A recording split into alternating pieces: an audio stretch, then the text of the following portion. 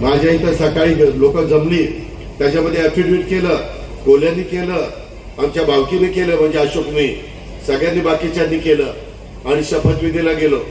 शपथविधीला पहिला शपथ उपमुख्यमंत्री म्हणून माझा, दुसरा सिनियरिटी प्रमाणे मला वाटतं भुजबळांचा, आणि बहुतेक तिसरा किंवा चौथा दिलीपरावांचा झाला. दिलीपराव वळसे पाटलाचा शपथविधी झाला की ह्याची सकटली.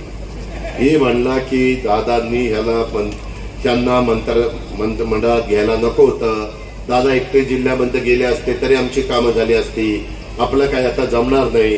त्याच्या डाव्या आणि उजव्या हाताला कोण आमदार बसले होते त्यांना त्यांनी कानात सांगितलं. मला घरी आल्या आल्या आमदारांनी सांगितलं असं असं अशोक म्हणत होता, आणि नंतर तो तिकडे गेला. त्याला दाखवले गाजर, त्याला साहेबांनी सांगितलं पुढच्या वेळेस तूच मंत्री.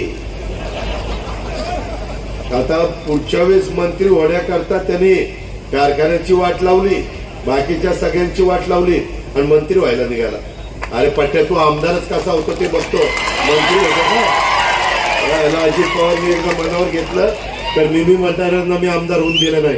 आता मी पण चॅलेंज देतो, तो आमदारच कसा होतो काही पद्धतीने बघतो.